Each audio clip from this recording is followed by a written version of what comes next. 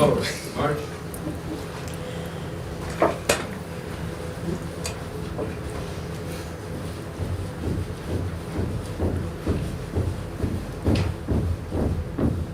Detail, hold, post.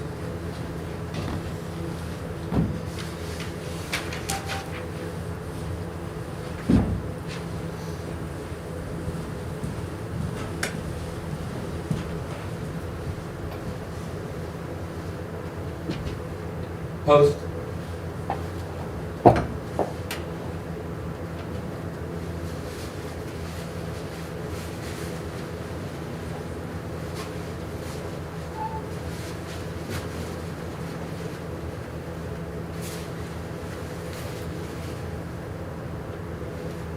Present. Arms.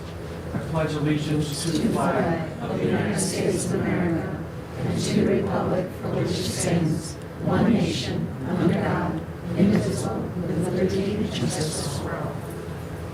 Order. Arms. Post.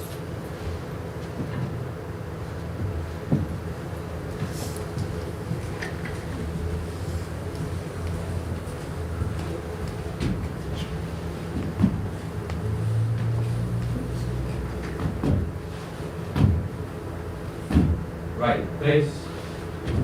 Forward. March.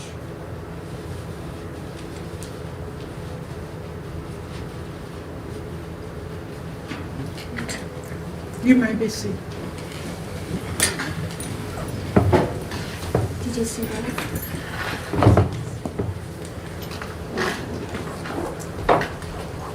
Roll call. Louisa. Al, present. Teresa, Present. Michelle, Here. Kate, Here. Gladys, Here. Dr. Cronin, Here. Lauren, Here. Juanita, Here. Richard, Here. Julie, Here. Thank you. Public participation. None. The board welcomes public participation and asks that speakers please limit their comments to 3 minutes. Speakers may offer objective comments of school operations and programs that concern them.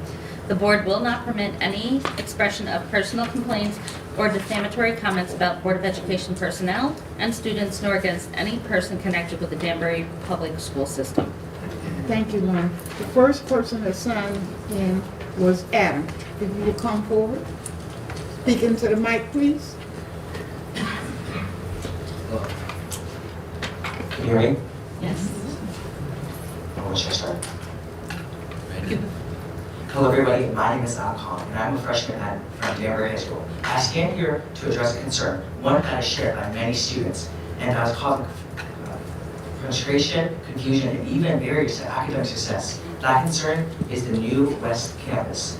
We are aware that the introduction of the new Academy program was aimed at providing students a new and available learning process, but we see that it is hard for many honors classes and honors students to excel in this new academy.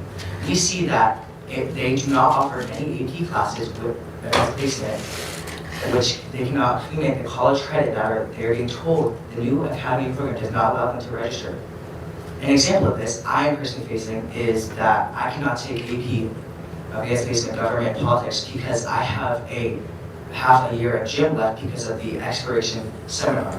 I find this struggling because I cannot excel my learning and I can't bring up my GPA. Another concern is that how the essentials class that we have to take, it's mandatory, it's only a CP class. And this is also weighing down my GPA and it's worrying me for how I can excel in the top schools. Similarly, all music classes are currently unavailable at the new campus, which is a huge loss for students who want to embrace in that creativity and want to perform in those types of specialties. These issues are not isolated incidents. Many students are discovering that their educational plans are being jeopardized by administrative choices that do not consider their specific needs, that the purpose of education should be nourished, encouraged, or the talent of every student, irrespective of their direction. But for the majority, it appears that their aspirations and their academic objectives are being overshadowed by scheduling conflicts and structural decisions that limit their opportunities. We as students have to ensure that we are heard and collectively find a solution that benefits everyone. Let's push for a change that doesn't address the course related issues of today, but also guarantees that these obstacles do not persist in the future. I appreciate your time and attention. Let's continue to work together to ensure that all students have access to the work, the honor classes they deserve, and the courses that they can make them successful. Thank you, Ed. Rhea?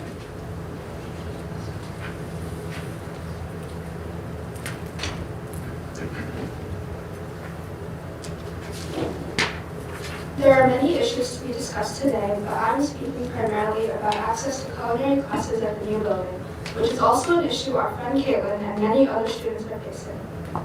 At the new building, there are no kitchens, and they are not planning on building them in the future. This means that any cooking classes such as food and nutrition and culinary arts will be completely unavailable to students. We were told that there will be no kitchens because they aren't related to our pathway, but I feel this is irrelevant. The Academy program, as I understand it, is just supposed to be an aspect of our education that allows us to explore possible career choices. It shouldn't dictate what we can and can't take, especially because there are graduation requirements that might not align with one's pathway. I understand why the choice was made not to build entire facilities for culinary classes, which don't have much relevance to science and medicine. I get that it's a huge investment that won't help with STEM students' careers. But cooking is a skill that everyone needs in life, and it's also a fun class that allows learning outside of standard academia while providing a break from the intense classes any STEM student will likely be taking. Working at the Hatter's Cafe as a part of the culinary arts class has been something I have been looking forward to experiencing for a long time.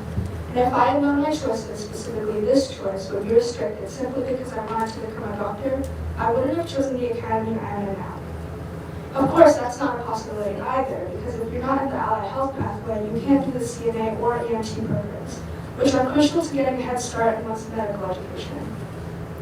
I know it might seem a little childish that I came all this way just to ask for cooking classes, but it's more just the principle of it.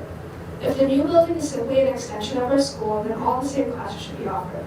We are all DHS students and we want equal opportunities. I'm not saying we should demolish the academy program, but I feel we are rushing it and not taking all details into account. As a result of this, according to a survey we gave to students of all grades and academies, almost 90% of people have had issues with course availability, primarily culinary classes because of the lack of kitchens at the new building and also the fact that those classes are now mainly reserved for students in the culinary pathway. The way the program is running now is undermining 90% of students' high school careers. This is why I just want our administrators to wait until we can have all the proper facilities and a full staff to provide all programs to all students. Thank you for your time. Thank you.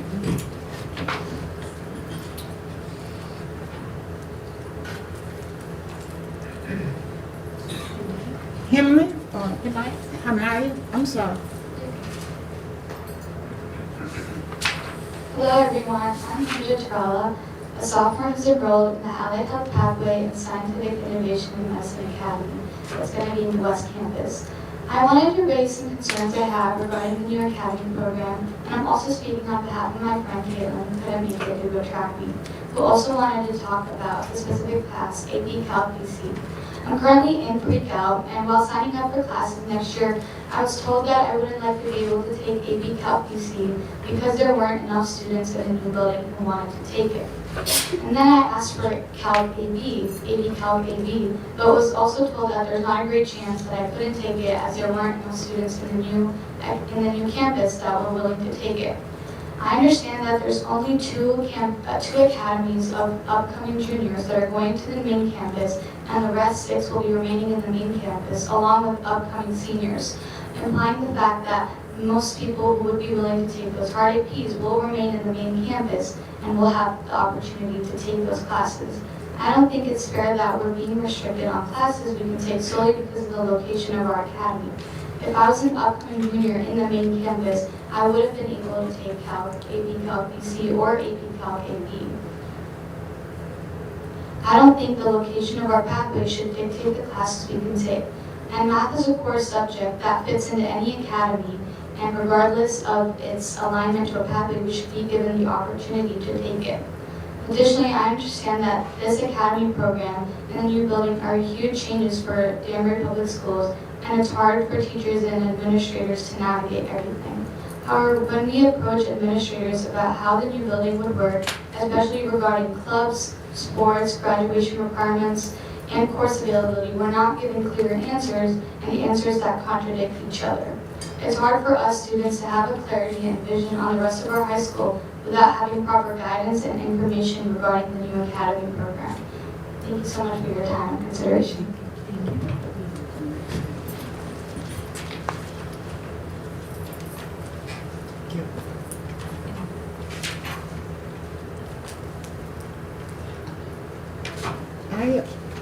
I can't see what his name is. Is it Elma? Elma.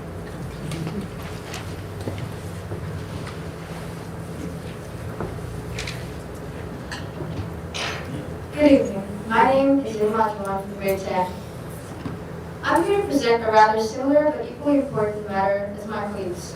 The academies of Danbury High School have opened numerous opportunities to the student body, cultivating them toward their dream pathways in a simple approach. But within ourselves, some, or maybe even most of us, face the problem of not being able to choose our courses to our liking. I've been a resident of Danbury for 10 months so far, and I love the city. I was confused about how the school systems here function that leaving me confused and lost. I was put into the Academy of Art, Engineering, and Design to start school, and I wasn't very convinced that this was the field that I wanted to pursue a career in because the classes to me felt difficult and uncertain. This led me to requesting a change to the Communication and Design Academy in order for me to take a step back and rethink my college choices and decisions in the future. I chose this particular academy because I wanted to explore the field of communications closely as a personal interest. But I always wanted to pursue a career in healthcare. I got to know about the CNA courses offered in school for free of charge, and this made me want to try it out and apply for it. But this is where I encountered the limitations of the academy's program. My counselor told me that I could not apply for it just because I didn't belong in the Scientific Innovation and Medicine Academy. They told me that I would have to request a change if I wanted to switch, and so I did, while also taking the fact that I had to take an essentials class all over again when it happens. For a certain fact, most of my peers who face this problem are already skilled in these classes and don't feel the necessity in doing a course that needs a year to be completed. For all the resources in our school has given us, we are thankful. But it isn't fair as to how we cannot even take one course outside of our academy just because we want to try it out. But now I stand here today as being indecisive because the school has not given me the confirmation of switching my academy because that field usually has reached its maximum number of students. In other words, I don't know if I'll be moving to the new school, which raises the question of transportation changes. Also, will I be able to take the courses that I've already applied for? Being a sophomore, it isn't likely as to whether I can choose my lifetime decision in just freshman year of an exploration course. That is just a short overview of career options that extends to more than what is taught, nor as a brand new student that just joins the school without being guided. The exploration of our careers should be allowed to various foundational and advanced placement classes, not as a barrier that forces us to stay within the bubble of conventional education. Knowledge is power, and we as future graduates tend to be knowledgeable in diversity, freedom, and innovation. Thank you. Thank you. Emily?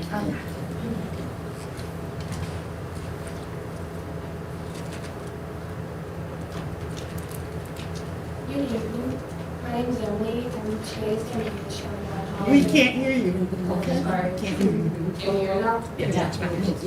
My name is Emily, and I'm a sophomore at Danbury High School. And today I came to talk about how the academy system is not working for Danbury High School students. The academy system at Danbury High School was meant to help students explore careers and fulfill their goals. In theory, it is a great idea, but in practice, it created more problems than solutions. Many students were placed into academies they didn't choose, often without getting their first or second choice. Placement award based on effort performance, but handed out randomly. Hardworking students with clear goals are studying programs that don't match their future paths. While others who might not put in the same effort are given those spots, it's unfair and disencouraging. Also, students weren't told that their academy placements would limit their access to programs like CNA and EMT. Before Before the system, students had the freedom to explore any programs they are interested in. Now, those opportunities are blocked and students feel unheard. The rigid course structures make it hard to switch academies. For example, a student who took Essentials of Engineering can move to intro to biomedicine as a junior. They'd have to go back to Essentials, losing time and missing the chance to earn a certificate. For me, personally, my top two choices were biomedicine and health sciences because I want to pursue a career in medical field. Instead, I was placed into my third choice, engineer, which has nothing to do with what I want for my life. I have already tried to talk to counselors and administrators to switch academies, and all I got was, I can do anything at academy school, in which I understand that this space is limited. But when I tried to apply to CNA, I was told that I couldn't, even though that program was never required anything specific from any student in the past.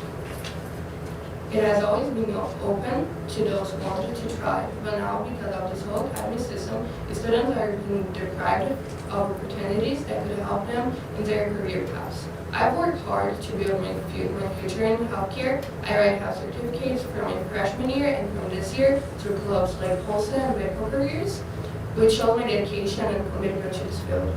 Because of the academy placement, I missed out on the change to take programs that would have helped to support my college goals, including opportunities connected to CNA and EMT, which would make my college application stronger and more competitive.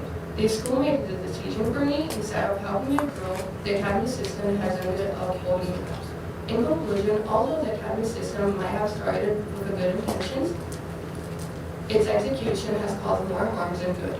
Random placement, ignored concerns, the lack of fairness, and restrictions have turned what was supposed to be a supportive program into a limited one. If the real goal is to help students succeed, then the school needs to start really listening to them and giving them back the power to make their own choice. Thank you for your time. Thank you. Kevin?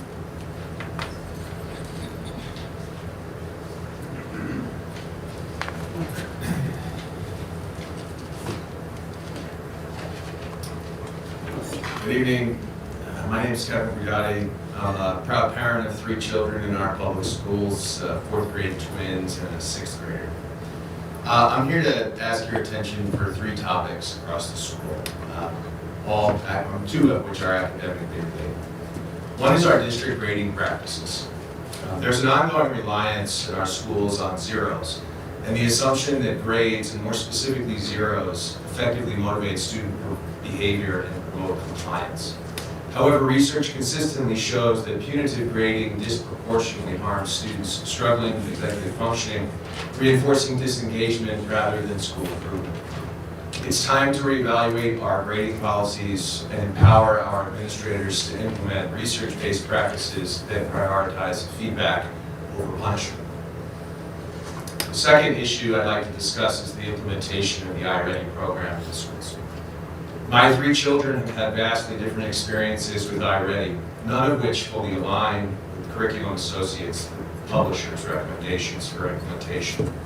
Given that iReady scores are used as a measure of our progress, as recently as tonight's curriculum committee, ensuring its consistency and implementation is crucial to our success. I ask that the board assess how iReady minutes are monitored in our schools and the extent to which essential recess time is being replaced with iReady minutes to meet district requirements. Students need breaks to stay engaged in learning, and using instructional technology should not replace necessary movement and socialization in our schools. I ask that you consider prohibiting the use of minutes spent on the iReady program as being used as a component of a student's grade. Time on task is not an accurate proxy for student proficiency or growth, and contradicts, again, the publisher's recommendations for implementation. Third, I ask that we consider the extent to which iReady is being implemented as a general instructional tool to help offset the well-documented staffing shortages that we're experiencing, or as a targeted intervention tool to help our students succeed. And compare our implementation to the recommendations of the iReady publisher. The third issue I'd like to raise tonight, and perhaps the easiest of the 3 to address, is public access to board meetings. I'm one of the watchers of every board meeting, including your subcommittee meetings, and I want to thank you all for all your selfless service that you provide to our community.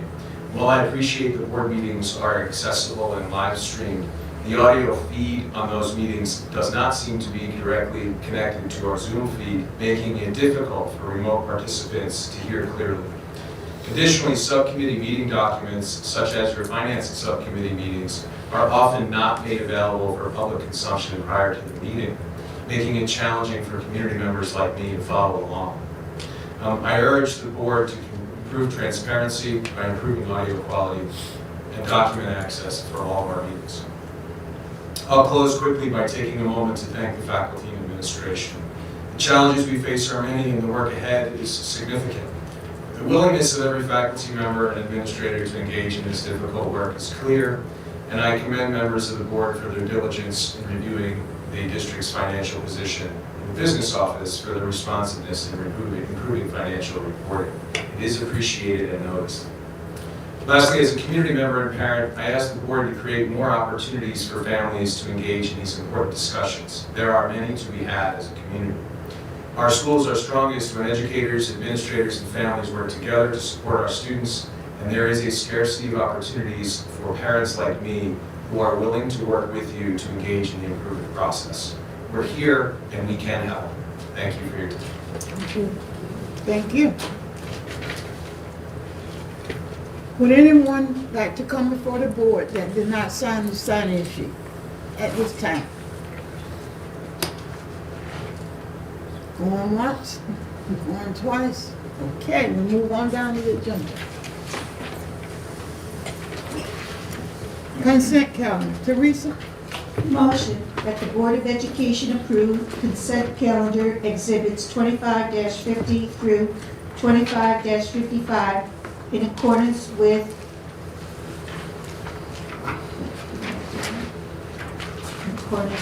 the minutes of 3/5/25 Policy Committee, 25-50, 3/25/25 Superintendent Evaluation Committee, 25-51, 3/25/25 Special Board Meeting, 25-52, 3/26/25 Community Relations Committee, 25-53, 3/26/25 Regular Board Meeting, 25-54, and 4/2/25 Policy Committee, 25-55.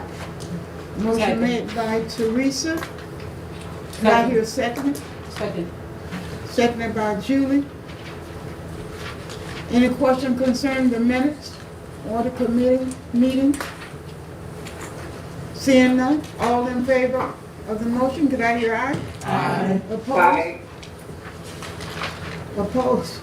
I'm sorry, I forget Mr. Jamil over there. Motion so carried. Move on down here. Do we have anyone from our educational staff? Our student representative from ACE. Welcome you.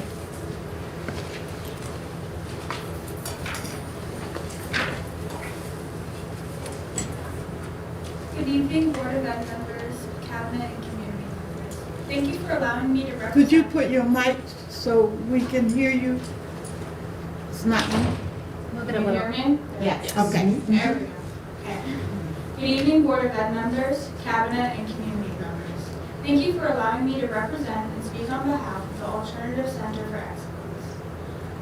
The first thing I'd like to go over is that Melissa Lasky in the ACE journalism class would like to invite you all to check out our first articles of the school year in the Alternative Times.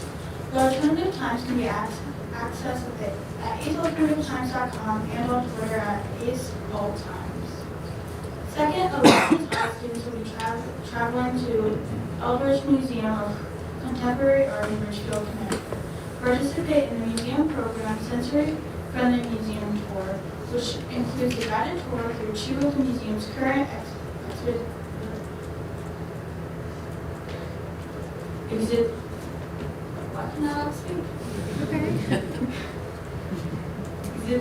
There we go. allowing students to explore current works on view with the museum educator and then create process-driven art inspired by those artworks in the museum studio. And third, on April 22nd, ACE students will be participating in all-around ACE building and Earth Day flags activities. Students will be able to choose from the Earth Day activity menu using Google Form this week to prepare for the day. Active students from the robotics science class will be going on a field trip to White Memorial Conservation Center to learn about microvertebrae and what type of microvertebrae are presented there.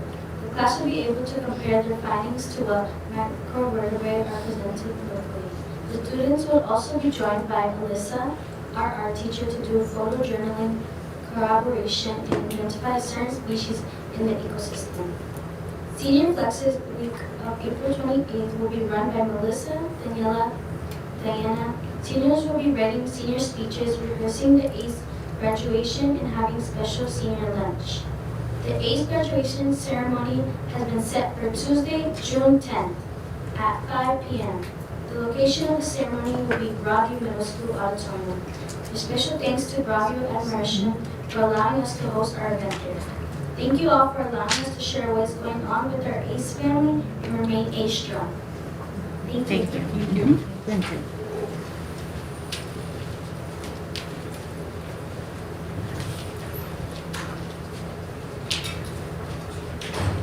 Next, I'd like to invite DSABC up to give us a presentation on their programming, and I want to start by thanking them for their collaboration and support of our students and staff and teachers. The work that you do for us is amazing, and we're excited to hear your presentation, so thank you and welcome.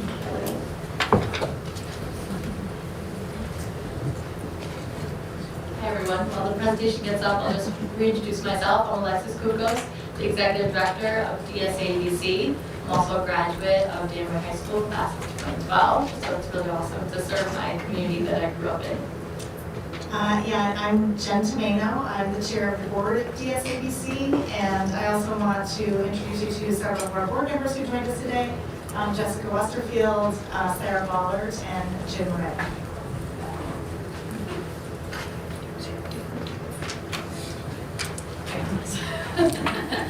So tonight we're just going to give you an overview of what DSABC is for those of you that aren't as familiar with what we do, and we'll give you an update on our progress this year. So our mission is to build the character and confidence of students in Danbury to achieve personal and academic success through business and community partnership. Of course, we have an amazing relationship with Danbury Public Schools, and we're so supportive of your support. And we have a great working relationship with the Danbury Chamber of Commerce and many businesses in Danbury, as well as many community organizations. We are a nonprofit organization. We're a 501c3. We started back in 1990. So this year we're celebrating 35 years of our programming, and with our main programming being our one-on-one school-based mentoring. And that's a program that started back in 1990 and now it's still going strong years later. In the late 1990s, we started a scholarship program in which any student that graduates from our program, that means that they have a mentor during their years, including their junior and senior year of high school, they're eligible for a scholarship from our program. And it's a $1,000 scholarship that they can use toward any future endeavor, if that's a 4-year college, a 2-year college, or if they decide to join the workforce, we'll use that for equipment, supplies, or something to support them in their journey. If they do decide to go to a 4-year college, it can be renewed each year for up to $4,000. That's a recent change that we made. In addition to the one-on-one mentoring, the scholarships, we also support Danbury schools in whatever you all need. So we continually talk to the school to know what is coming down the pipe that we can support, and we'll get into what we've done this year. Currently, Michael Selig's been sitting on our board and giving us updates on the academies of Danbury so we can support the academies through our business connections. Sorry for the small print here, I know you have this in your packets. I thought it'd be great to just share with you a bit about our process and really the ins and outs of the one-on-one school-based mentoring. Essentially, what we spend a lot of our time doing is working with the business community to really promote about our program and to find individuals that want to give back and spend just a little bit of time each week mentoring a student. So most of our mentors come from the Greater Danbury business community, but some are retirees, some are affiliate businesses, some are not. So I'll get a little bit later about our recruitment. But what's really interesting about our program is that our mentors stay with their student until they graduate. So once a mentor starts their student, if they start in 2nd, 3rd, 4th grade, they can end up being with their mentor for 8, 9, 10 years until they graduate. And essentially our program is simple. Mentors and mentees meet together once a week, usually it's during lunch period or a free period like flex at the high school. And they're there and they're talking and listening to each other, sometimes playing a game, and simply getting to know each other and building a really positive connection that will often last years into the future. And we know this really matters because a student that does have a mentor that has someone checking in with them are more likely to stay in school, they're more likely to show up to school. We know that students look forward to the days that their mentors are visiting them. They're more likely to have higher self-esteem, have better grades in school, and our long-term goal is to really keep kids in school, keep them happy, and then want to pursue a good career that will help them for a lifetime. And here's our simple onboarding process, just so you kind of see what we share with the community. We try and keep it as simple as possible. We this year we digitized everything. We onboarded a brand new database that's specific for our mentoring. And all of our applications go right into our database to try and simplify our process. So right now, all of our applications are online. You can sign up to be a mentor, and also we have to sign up your child for a mentor as well. And after the mentor signs up to be a mentor, they get a link from our background check company, and that goes through their link, so we don't have to get any personal information. We protect them from that. And then lastly, we do a training with all of our mentors. So we explain about the process, what to expect, and we have a good overview of the program before they start their first session. And of course, we're always looking for more mentors, so couldn't take it off. And I'll be sharing some information afterwards too, some flyers for all of you. So I know all of us know the importance of a trusted adult in a young person's life, and just here's a few stats from mentoring.org that really reinforces why mentors matter. And we know that mentors, when a student has a mentor in their life, they're more likely to be involved in school, they're more likely to take on a leadership role. And the other cool stats too that we see later on in life is that students that have a mentor when they're young are more likely to then give back when they're an adult and mentor a younger person. And of course, there's other great results that happen while they're in school, from having less behavioral issues, higher grades, and better relationships with other adults. And I always tell our mentors that this might be the only positive relationship they really have with an adult that could be the gateway for them to have positive relationships with other adults in their life, if that's their teacher, their counselors, and then peers as well. And then here's just a little information about who our mentors are and where our mentors come from.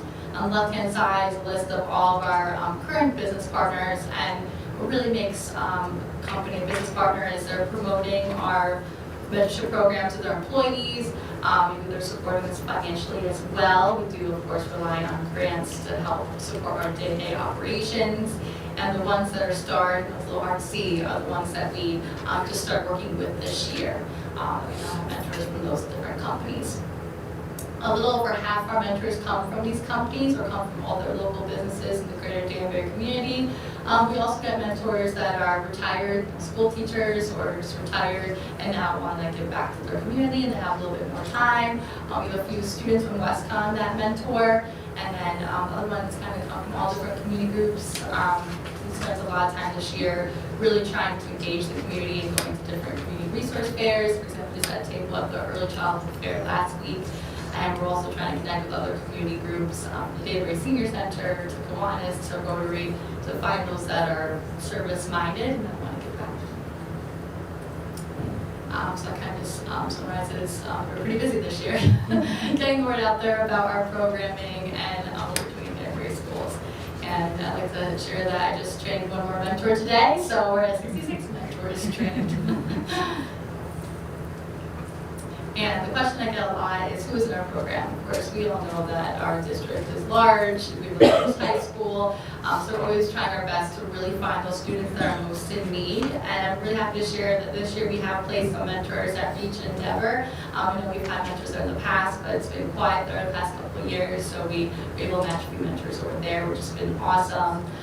Most of our mentors, or most of our students that get a mentor come from our school counselors and our school psychologists. At each of the schools we have a designated school liaison that really helps us run that day-to-day and find those students and really being the boots on the ground support for us. So most of our students come from that, but parents can refer their students to the program. We also get referrals from Danbury Youth Services and the Danbury Juvenile Review Board. So we're really trying to find the students that are most in need that really could use that support. But of course, at the end of the day, we know that every student needs and deserves a mentor. So we're working hard to make those numbers increase year after year. I'm happy to share that we almost doubled the number this past year. We ended last year at 92 mentor-mentee matches, and now we're at 143. So we're just at that 150 mark. So little by little, we're getting there. And again, I'm sorry for the small font here, but this is this year-to-year comparison in each of the schools. So you'll see that most of our schools, we were able to place more mentors or at least keep the same number. You'll see there's a few increases. King Street Intermediate's been really great. We've been working really closely with the social worker there and really identifying a lot of fifth graders that could use a positive role model in life before that transition that happens from 5th to 6th grade. And I think that's a great model that hopefully we can adopt across the other schools too, to really get 5th graders with a positive role model. So when they go to that new school, it's a little less scary because their mentor is there waiting for them.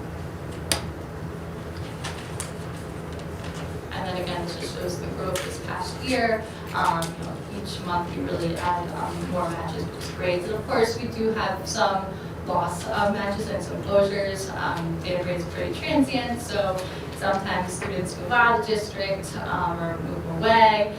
So of course, that's basically the biggest driver of why our matches close early. And whenever this happens, as long as the mentor is willing and able, we'll match them with a new student that is needing of a mentor. And just a quote from one of our students that having mentors has truly been a blessing. I was very lucky to be able to have a mentor, especially during one of the hardest times in my life. My mentor, Danielle, made me want to be a better person and work hard to get to where I want to be because I knew she'd always be there beside me because she chose to be. So a lot of our students don't always say it in the beginning how much our mentors mean to them, but we hear this at our end of the year breakfast where we celebrate graduating seniors and they share, if they've been brave and willing, about their experience. And we know that they realize that you are taking the time out of your day to make a difference in their life. And then just to wrap up with some feedback, every year we give our mentors a survey to get a sense on what's working, what can be improved upon. And we asked them last year about how they felt the mentoring sessions were impacting their students. And overwhelmingly, they said they felt it was having a positive impact, with about 70% saying that. We have a few feedback notes right here, which I think that's very powerful, seeing that qualitative feedback of a student going from not wanting to mentor, really nervous and shy, to now, hey, you're a minute late, where are you? And also building that self-confidence, that self-esteem, really happens. So it takes a little while, but over time, having that consistent relationship, really can make a difference. And then this is a little more about our scholarship program. So we're happy to share that over 100 students have taken advantage of that. And we've granted over 150,000 over the years. There's a little information about the program and how it is also usable. So in addition to our mentoring, as I mentioned, we try and really meet the needs of what's going on in our schools. And through a grant from Union Savings Bank, we were able to host 2 college tours, bring a group of students from Danbury High and Avitech to, last year we went to Central and Naugatuck Valley Community College, and this year we just went to Southern and New Haven last month, and actually tomorrow we're bringing a group of students to Naugatuck Valley Community College in Waterbury and West Con.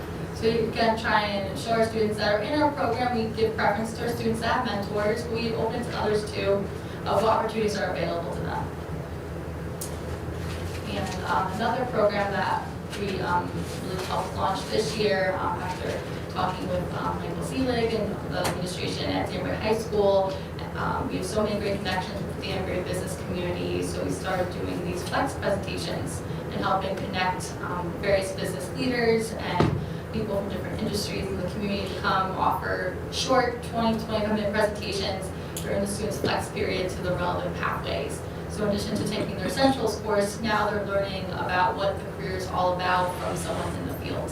And they've been really well received so far, and it's hopefully something we can grow over time. Here's just a few of the recent presentations that we held with an engineer from PMCSDS, Elena, who's a chef, who shared her different culinary pathways with the students, and then Santos, who talked about his different pathways as well.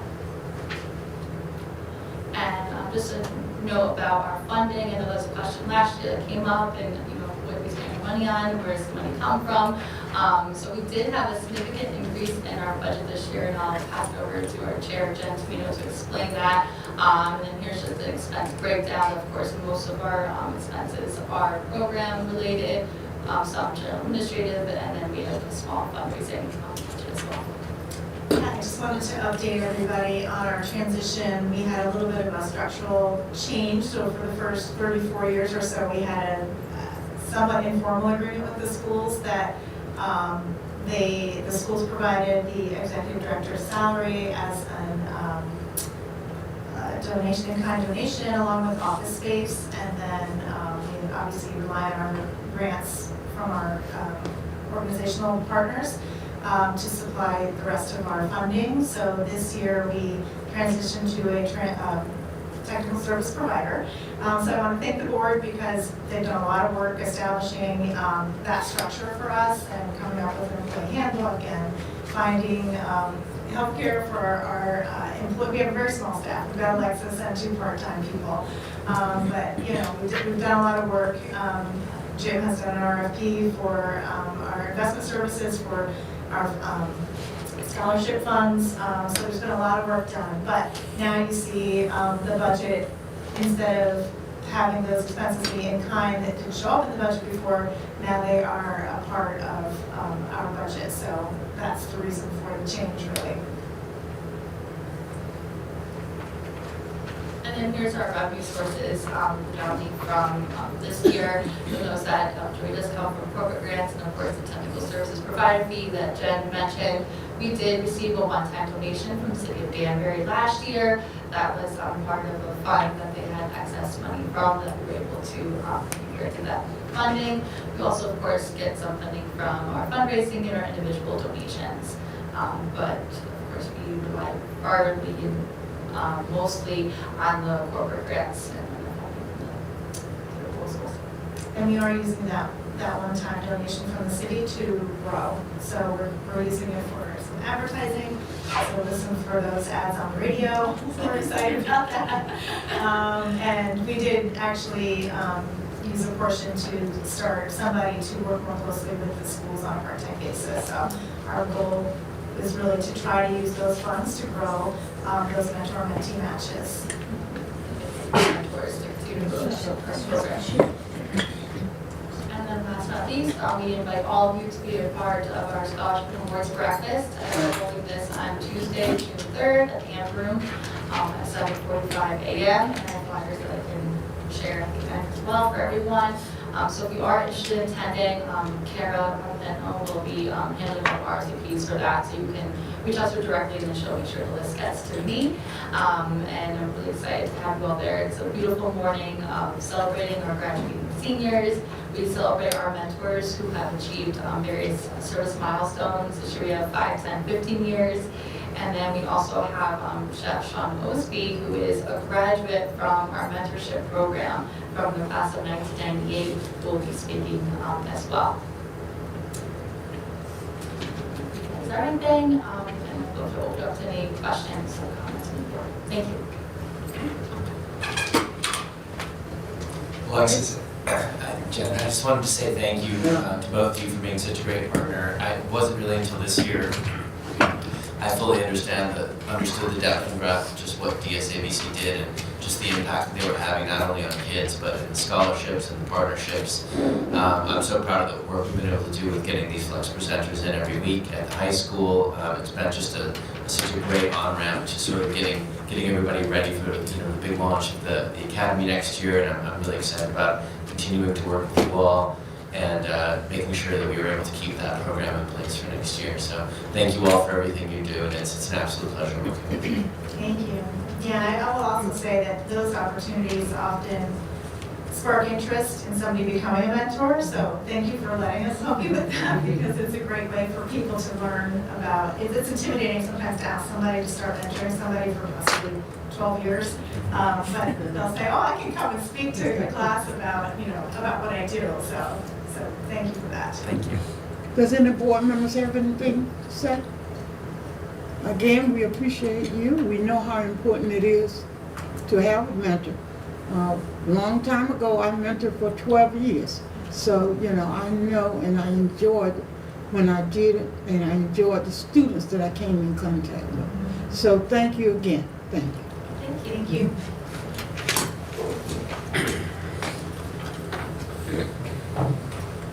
Thank you again, Jennifer and Alexis. We appreciate you taking your time this evening and your ongoing collaboration with us.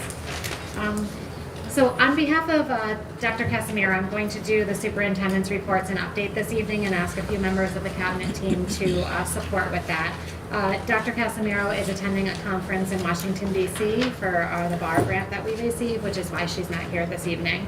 The first item that I'd like to review for the superintendent's update is a need to change one of our June Board of Education meetings. The meeting is scheduled for June 11th. It's a regular Board of Education meeting, and we are asking that the board move that meeting to June 10th. The reason for that is that now we are kind of beyond the snow day season. We are able,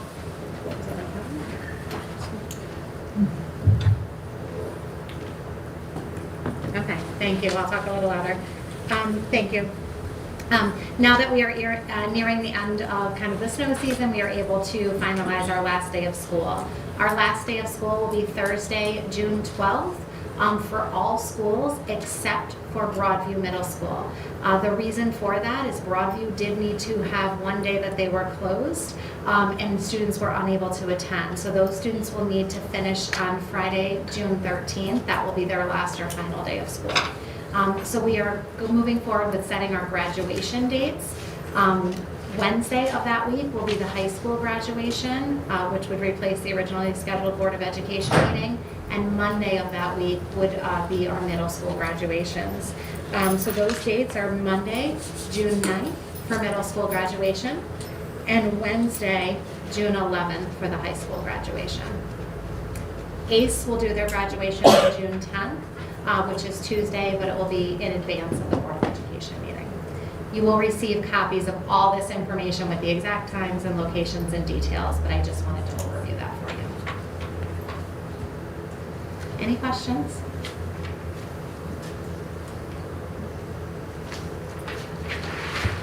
Next up is Family University. I want to remind everyone that Ann Mead and her group are doing the Family University on April 26th. It's going to run from 9:30 in the morning until 1:30 in the afternoon and will occur at Rogers Park Middle School. We are going to work to have a table set up. I spoke to Board Chair Cooper earlier today. A table set up for the Board of Education members for those of you that choose to go there, just like we did last year, and we'd invite you to come and check out the wonderful activities that we'll have going on there for students and families. There's a flyer also included with a QR code if you'd like to look at the details of it. Saturday. It will be on this Saturday. Saturday, that's correct. Next, I'm going to ask Mike Weaver to do a budget update for us. Thank you. So as we may remember, we had an initial request of $494,964 as the superintendent and a board budget. We received the information that we were going to get, the mayor's proposed of $172,000.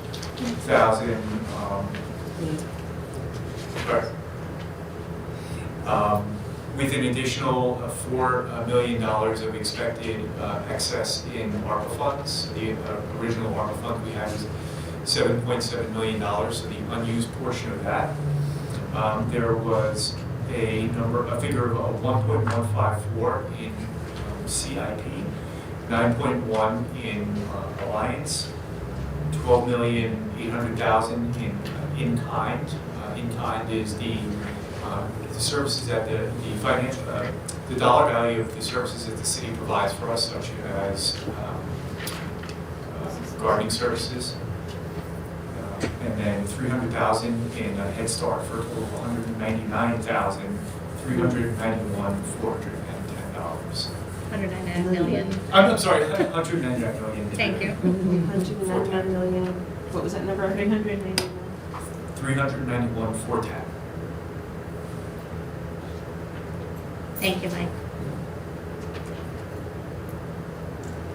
I'd also like to review an update of ARC-CORE. We earlier this evening had a presentation. ARC-CORE is our K-5 literacy program that we've rolled out over the past 2 school years. Last school year, we implemented K-3 and then continued into grades 4, 5 this school year. We are seeing tremendous growth with our students in the area of ELA, and we are seeing some improvements as well in the area of mathematics that we believe is a direct effect of the implementation of that program. Those increases are across all students. They're across our English language learner students, special education students, and we are just so excited and proud of the work in progress that we're seeing. I want to thank our curriculum team, our leadership team, our teachers, and our students and families. It has truly been a team effort. I think one of the strengths of the rollout of this program is we were afforded through ESSER funding to be able to do a significant purchase of supplies, equipment, and materials. So we purchased everything, all components of the program. We were also able to purchase a professional development package that includes coaching by both our internal staff as well as some of the program staff to come in and give us feedback. In addition, we are also the recipients of a partnership with the Connecticut State Department of Education to receive additional training through the Hill Literacy, and that really talks about the science of reading, or really making sure our teachers and educators understand how students learn to read so that they can make the on-the-moment instructional decisions and swaps. So for those, or switches or changes, I should say, in instruction. So I just want to reference, for those of you, and many of you were there, attended the presentation of the curriculum committee earlier this evening, but really the team has done a wonderful effort, and I'm excited for things to come in the years to come related to our literacy.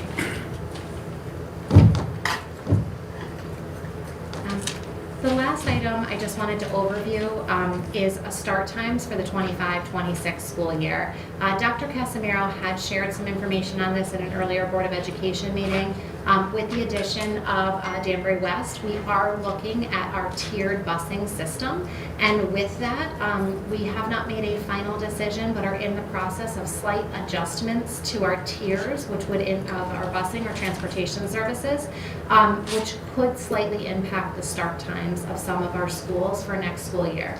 They will not be significant changes, but they will be slight adjustments, and we are hoping to finalize those decisions in the coming weeks, and you will receive an update in either the next board meeting or the one thereafter on final decisions that we've made there. I just also wanted to thank our student representatives that came out this evening to speak, the students that spoke during our public session, as well as the parent, and we will certainly take those feedbacks into consideration in our planning moving forward. If there's any questions? Any board members have any questions to the acting superintendent? Can I just ask a question about the start times? Is it looking at all start times, or is it just, or do you not want to say right now? We are looking at everything. Okay. Will everything change? No. But we are looking at everything to make sure that we're maximizing our transportation services, that we're able to provide a tiered system that gets students to school as quickly and efficiently and safely as possible. But with the adjustment of the 2 campuses for the high school level, they are our first tier of busing. We also have non-publics in there, which is another tier of busing, middle school tier, and then 2 elementary tiers. So we are looking to slightly adjust those times to maximize the efficiency across the system. Michelle? when you're looking at that tier system, how does it affect the time of the student on the bus? Because like I know, I think my daughter is on there for like an hour. So is that going to be impacted? We are taking into consideration, we are not looking to lengthen the time that students are riding the bus, if anything, being a little bit more efficient with that. But in order to, the addition of the high school and Westside Middle School are our two schools right now that you bus across the entire city because students come from any location. So at the addition of Danbury West has another, a third school that will have across the entire city will need to transport students. So we just think we need to expand the time between our high school and middle school start time so that we're not, we're not having students wait out for the bus too long, and that might ripple through the system slightly. One question. Is there thought process of ever making Westside a neighborhood school to help eliminate some of that problem? So I know that has been discussed in the past, and I think, always looking at decisions, but that is not something. I mean, not going to not happen on the this year, table for right obviously. now. But No, but it is something that we talk about from time to time. Okay. Mrs. Janella, do you have any questions? Yes, I do, to Mike Weaver. Mike, I'm a bit confused on the $4 million for the ARPA money. Is that new in addition to the 7.5 we received last year from the state? No, Mr. Janelli, it's not. There was originally 7.5, plus later on the year we had an addition of another 202,000. Currently, we're reporting that out as a 7.7 million. The 4 million is what the mayor has anticipated us to have left after this year, going into the new fiscal year. So what you're saying is that of the 7.7, we've got $4 million that we haven't spent yet? That's what the city is anticipating. Currently, we have not had anything charged against that 7.7. We're working right now with the city to get some of the IT purchases for this year process, but there's currently nothing against it as we speak. Yeah, but from my point of view, for the last 20 years, we've been saying that we've been underfunded. I can't understand why we haven't encumbered any monies against this $7.7 million or haven't found anything to spend it against. Why does it take so long to spend money if we keep complaining that we're underfunded? There was a spending plan for the original 7.5 that's still in effect right now. We were keeping all of the expenses in the general fund until we needed to move them over because we found that we can actually use that 7.7 into next year. So we were seeing how much we could absorb in this fiscal year to move that for the next fiscal year. Okay, thank you. Yes. A question just on the busing again. Are we going to be looking to have students go from one campus to the other, like I thought we had talked about for music? I'm hearing something different. So is this part of what because I know we were talking about getting this transportation at the beginning of the school year. It looks like we might just be getting to the very end of the year before we figure it out. Is that part of it? We are looking at all of that as part of the transportation restructure. Thank you. Sorry. Do we have a transportation person yet?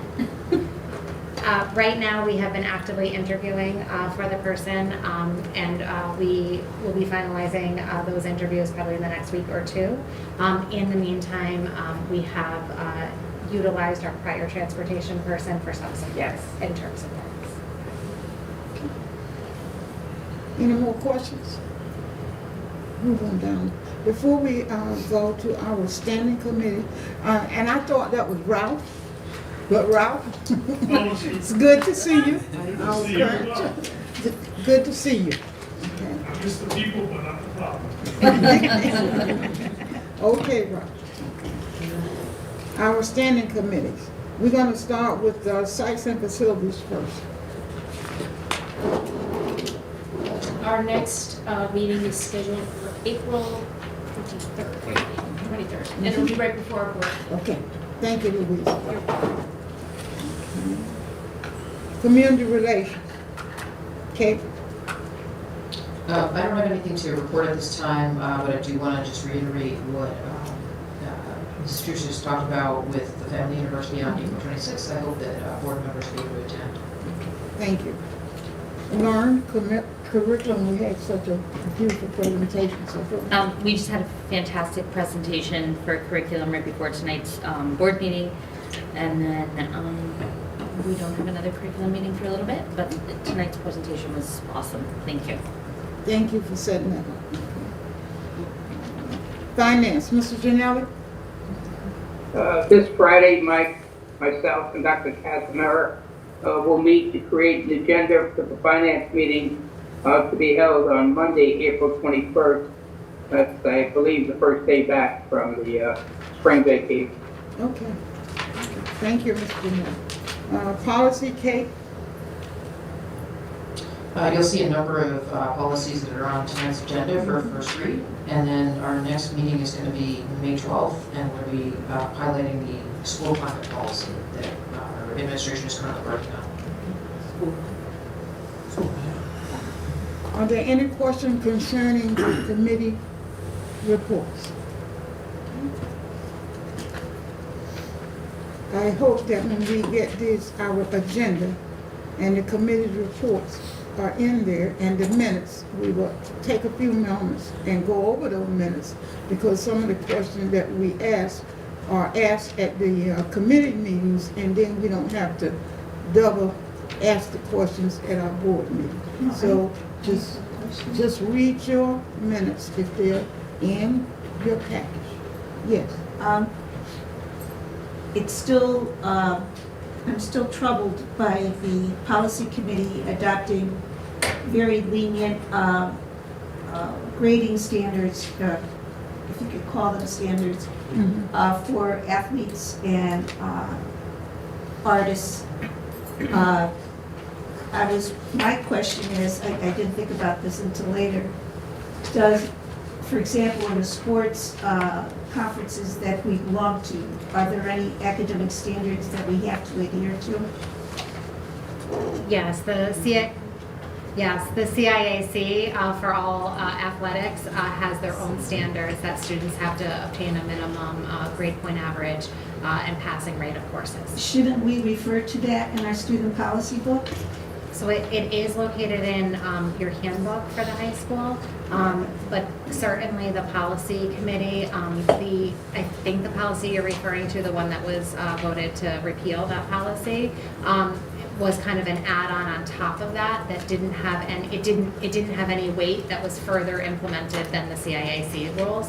We are obligated to follow the CIAC rules, and certainly in the policy forum, we can bring that back up if we want to make reference to those. I think I would feel more comfortable in our policy, and I'd have to look specifically at the footnotes that are on each of the policies if there's any current reference under grading to the CIAC rules, because they could change them from time to time. So I would not recommend spelling them out, but making a reference to them. A reference to the current policy, the CIAC. What I would recommend is that we bring that up as an agenda item on our next. Thank you. I feel much more comfortable about that. We move on now to our action item. Al will do action item A. Dearborn High School 2025 graduation day. I make a motion that the Board of Education set Wednesday, June 11, 2025 as the 2025 graduating day for the Dearborn High School. Motion made by Al, could I have a second? Seconded by Lauren. Any questions? Shouldn't be any. All in favor, could I hear aye? Aye. Aye. Opposed? Motion so carried. Action item B, Kate. I make a motion that the Board of Education accept for first reading policy 5114, suspension and expulsion / due process, as recommended by the policy committee and in accordance with exhibit 25-56. Motion made by Kate, seconded by Al. Any question concerning that policy? Seeing none, all in favor, could I hear aye? Aye. Opposed? Aye. Motion so carried. Action item C, Michelle. Policy 5125, student records confidentiality. Motion that the Board of Education accept for the first reading policy 5125, student records confidentiality as recommended by the policy committee and in accordance with 25-57. Motion made by Michelle. Second. Seconded by Al. Any questions? Seeing none, all in favor, could I hear aye? Aye. Opposed? Motion so carried. Louisa? Action item D. Motion that the Board of Education accept for first reading policy 5125.11, health/medical records as recommended by the policy committee in accordance with 25-58. Motion made by Louisa, could I hear a second? Second. Seconded by Kate. Any questions? Seeing none, all in favor, could I hear aye? Aye. Motion so carried. Dr. Cronin? Policy, action item E. Okay, action item E, policy 5131.1, bus conduct. Motion that the Board of Education accept the first reading policy 5131.1, bus conduct, as recommended by the policy committee and in accordance with 25-59. Policy made by Dr. Cronin, could I hear a second? Second. Second. Seconded by Lauren. Any questions? Seeing none, all in favor, could I hear aye? Aye. Opposed? Motion so carried. Julie, policy E. F. F. Too many of them. Motion that the Board of Education accept for first reading policy 5131.6, alcohol use, drugs, and tobacco, including performance-enhancing substances, as recommended by the policy committee and in accordance with 25-60. Motion made by Julie, could I hear a second? Second. Seconded by Al, all in favor, are there any questions? All in favor, could I hear aye? Aye. Motion so carried. Policy number, action item G. Could I hear Teresa? G, policy 5131.7, weapons and dangerous instruments. Motion that the Board of Education accept for first reading policy 5131.7, weapons and dangerous instruments as recommended by the policy committee and in accordance with 25-61. Motion made by Teresa, could I hear a second? Second. Seconded by Louisa, any questions concerning the policy? Seeing none, all in favor, could I hear aye? Aye. Aye. Motion so carried. Lauren, could we do H? Policy 5132, dressing and grooming. I make a motion that the Board of Education accept for first reading policy 5132, dressing and grooming, as recommended by the policy committee and in accordance with 25-62. Motion made by Lauren, could I hear a second? Second. Seconded by Kate, any question concerning that policy? Seeing none, all in favor, could I hear aye? Aye. Aye. Okay. And opposed, motion so carried. Move on down the agenda. We have any information on the healthy? Yes. So in your packet this evening, you have information on the healthy food certification. This is for information.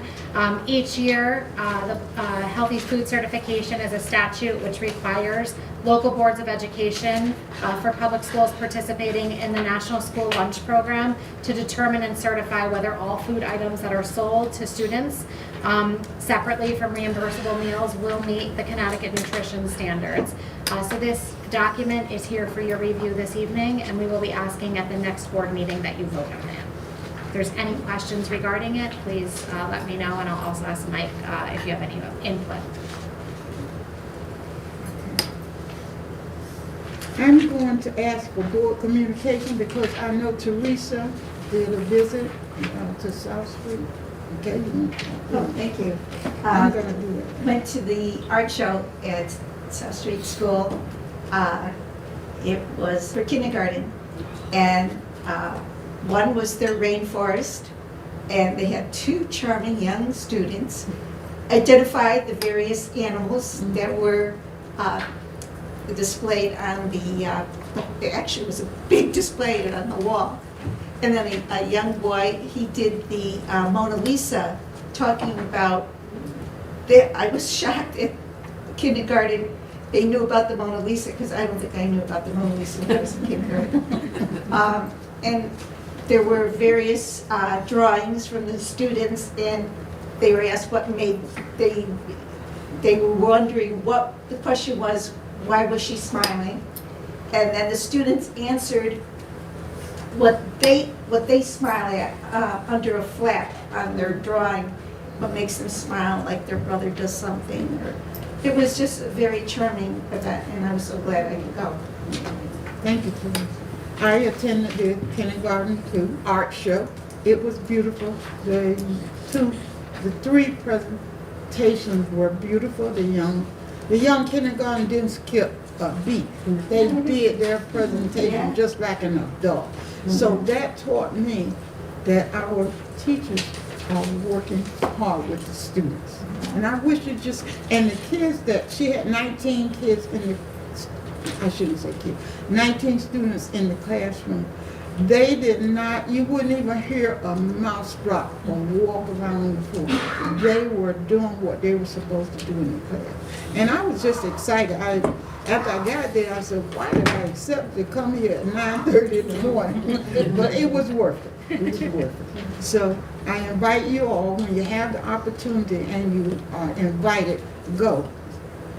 One. So I was able to go this week, and I was very impressed with the presentation of kindergarten students, just from memory, what they had presented.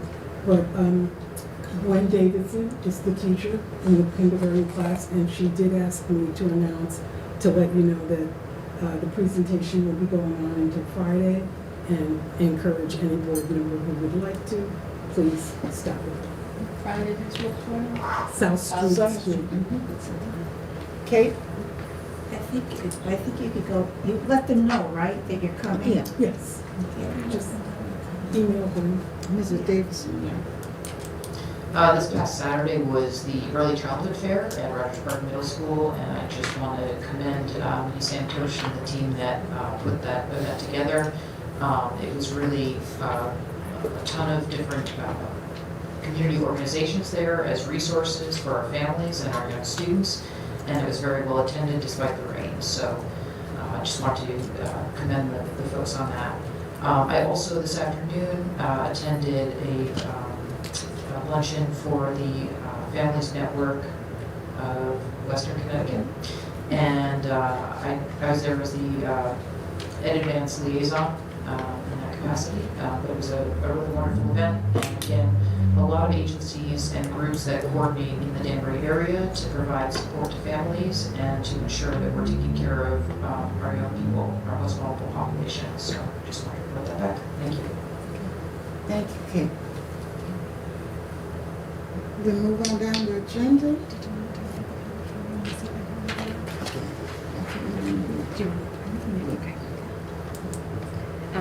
Just a reminder that on April 22nd will be the public hearing at the City Hall regarding budget discussions. And then Ms. Cooper also asked for a reminder that on April 29th, the superintendent evaluation, and there was a survey, correct, Ms. Cooper, that you wanted the board members to complete. And if they are not going to come to the meeting, just take a few moments to read the survey, and so we won't come to a meeting staying 2 and 3 hours when you can look at it, fill it out, you know. And then when we come to the meeting, you can bring it and we have half of it done. So that's what I'm hoping. Question, Ms. Cooper, do we have a date for the evaluation? Is it the 28th or the 29th? The 29th. The 29th. Yeah, she did the same. Okay, last thing, read your information again. And, you know, be sort of informed, and I know we all have other obligations. So I'm hoping that if we move forward we can be more effective in our minutes and our questions and our time that we devote, that we don't even get. Yes, we do, we get a thank you, but we want to come to our meetings and get out and start on time, get out on time. So if there's nothing else, I ask for a motion to adjourn. Sorry. Can I just ask before we adjourn, I apologize, Kim wanted to talk about upcoming contract negotiations. I apologize, Kim, I interrupted. Just 2 seconds. I'm going to ask Carol Palmcano to help me to circulate a memo to all of you. But this spring and summer, we're actually negotiating 6 contracts. One is the teachers, and Mr. Mooney will be your lead negotiator, so he's just forming his meeting schedule and that piece first. So that's the summer, teachers, and we'll need 2 board members, please. And then the remaining 5 are non-certified contracts, and so that's about 10 slots for folks. So if I don't want to rely too heavily on the same people over and over, I'd love to have all of you. So I'm gonna ask Kara to send out maybe we'll do like an Excel spreadsheet or something, and hopefully I'll work with you on the times. It's a little bit of a juggle because some of the groups like to meet right at the end of the day. Others prefer evening, and we are going to go into summer with the teachers. So, I'll try to give you some sense of how flexible the time frames are too. Maybe I can match up with your own personal schedule. No, you don't have to take minutes, do you? No, that's the bonus. Don't we sign up in the beginning of the year, like when we sign up for our PTOs, don't we sign up for what, like? Yeah. We do. We do. I think we have 2 people, maybe 3 in each, in non-certified and certified. I could certainly pull those names for the certified one, for the teachers, and we've already got those set for this year. But the others, there's so many, it would be a lot for only 2 people. Okay. So I'll have to spread the wealth a little bit. Thank you, Kim. Thank you. And I'm sorry I overlooked it. Last thing, I want to remind board members, because I forget and we all have other duties to do. This last sheet with all the dates and times of the place, I just tack mine up above my computer. I'll be calling Kara all the time.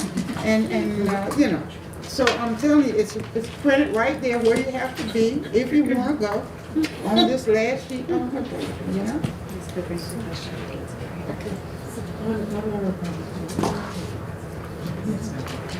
Juanita knows that the date for the closure of the schools should be the 26th and not the 27th of May for Memorial Day. Thank you, we'll update that. Thank you. Are we doing revision too? No? I think so, I have to track to make sure we're not going to be Vermont. Okay. Okay, I entertain a motion to adjourn. I make the motion to adjourn. Motion